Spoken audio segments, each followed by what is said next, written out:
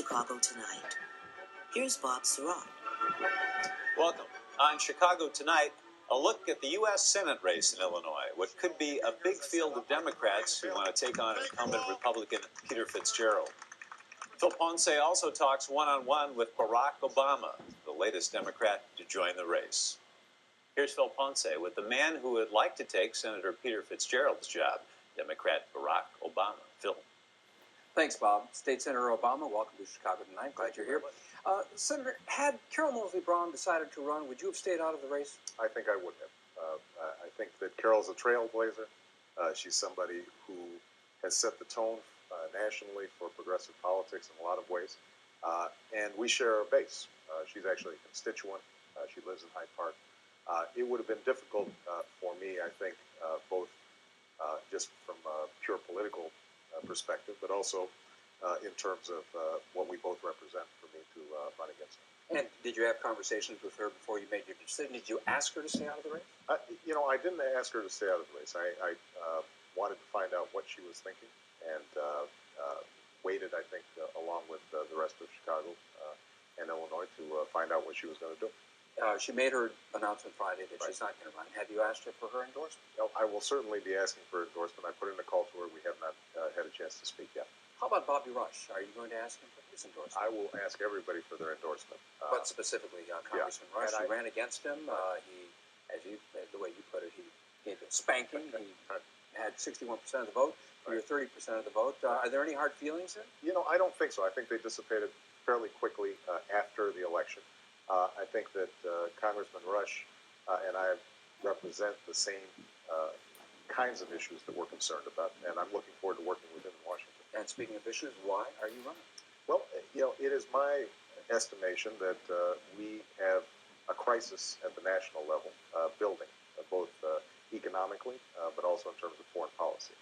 And I think that Senator Fitzgerald has not displayed the sort of leadership on the key issues that are affecting Illinois voters that I think we need from a U.S. Senator. And yet some people would say he's been an independent voice.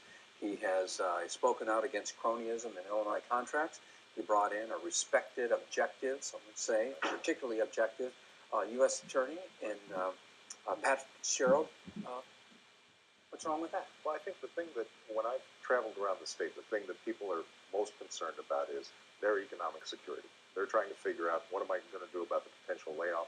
How am I going to pay for my retirement? How am I going to balance that with providing the kinds of educational opportunity for my kids, both in the secondary school level and higher education? And it's hard to point or identify a single program issue that Peter Fitzgerald's promoted that has positively affected Illinois voters on that front. Getting back to strictly political considerations, how would you assess your name recognition? Well, I think that it is higher in Chicago, and I think it's building. I think among people who follow politics closely, I think that I've got a good reputation from my work down in Springfield. Obviously, I have not run statewide before, and what that means is that we're going to have to do a lot of work. But one of the nice things about the current political situation is that we're going to be in the majority finally, which means that we'll have the opportunity, and I'm speaking as a Democrat in the Illinois State Senate, to promote some of the issues that we've been working on in relative obscurity over the last several years. As someone who's running for state office for the first time, does it help that there was a governor named Rod Blagojevich if your name is Barack Obama? In terms of, Rod's a trailblazer and a hero of mine. Obviously Barack Obama is an unusual name. My father was from Kenya, which is where I got the name from. And your mother was from Kansas? My mother was from Kansas. That's where I got my accent from. One of the things I think that the Blagojevich election did prove is that Illinois voters are more sophisticated than we tend to give them credit for, particularly downstate voters, who I think Chicagoans have a tendency to think, they're going to be not responsive to somebody with an unusual name. But I think what people really are concerned about is this person sincere? Do they care about the issues that are going to impact me directly and my family? And if they feel like you're going to be a fighter for them, then I think that they're willing to give you the benefit of the doubt. You mentioned your parents. How does being biracial influence the kinds of issues that matter to you? Well, one of the things I think that I've always felt is that I'm hopeful about America. And although race, I think, is at the center of the American dilemma, and it always has been, I think that it's also our opportunity because I think America is by nature a hybrid culture. Everybody comes here. We all merge together. We fight, we struggle, we battle, but ultimately there's some common good that binds us together. And I think that I'm always very sensitive in the kinds of issues I work on to focus on those issues that we all hold in common, issues of fairness, justice, the ability to provide a better opportunity for our kids. That's the kind of message, hopefully, that comes across during my campaign. You talked about how you and Carol Moseley Brown shared the same base. How are you going to expand your base, appeal to suburban voters, appeal to downstate voters in a way that doesn't alienate your base? Well, I think that, as I said before, if we focus on, let's take the example of the federal budget and who's benefiting from the tax cuts that have been proposed by George Bush and supported by Peter Fitzgerald.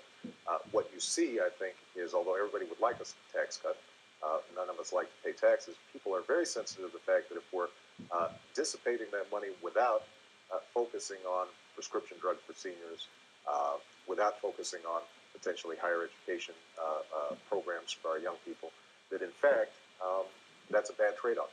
And I think that is something. Although the other side of the argument is those tax cuts will spur investment in companies, spur the creation of jobs, and therefore benefit people who need work. And I am looking forward to engaging in that debate because I have not seen a credible economist who said that eliminating taxation on dividends, for example, is going to provide any sort of economic stimulus.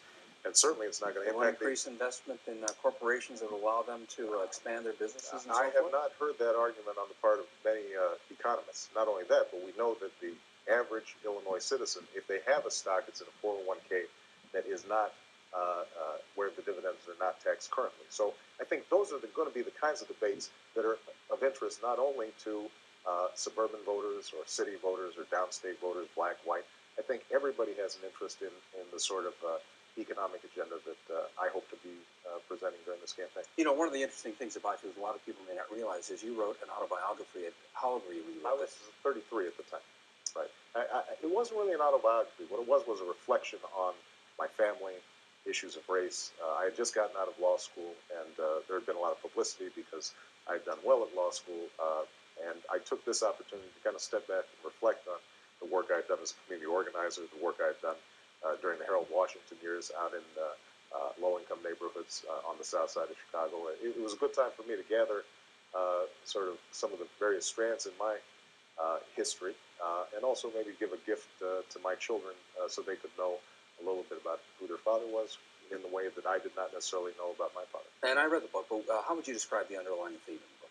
Well, I think I touched on it in terms of the earlier question when you asked about how my background reflects on my politics. I mean, I think the fundamental theme is that America is a hopeful place precisely because it's a place where people of different backgrounds and different ideas and different cultures and different religions can come together, and that there's this common heart that's beating in all of us. Senator Obama, thank you for being here tonight.